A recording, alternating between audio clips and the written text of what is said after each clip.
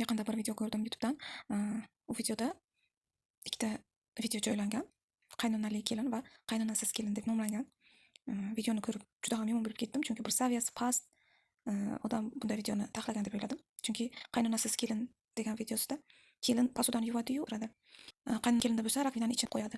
Yoki qaynonasiz kelin yuvmay, qaynonali kelin yuvib qo'yadi.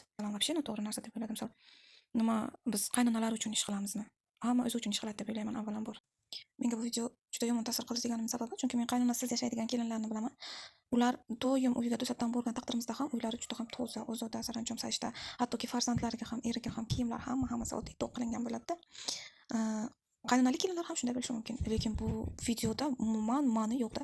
Shunaqa video tayyorlanganki, uni ko'rib odam asabiylashib ketadi. Shu uchun men shu mavzuni olib chiqishga qaror qildim.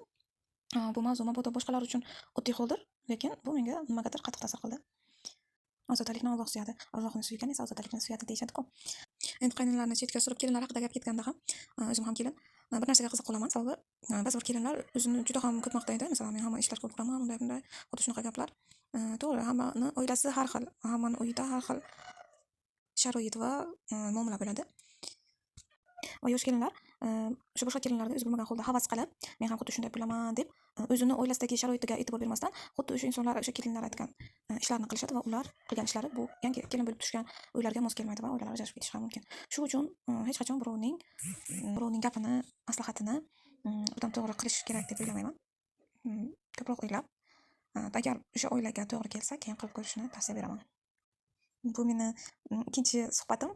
Agar har xil gaplar gapirgan bo'lsam uzr.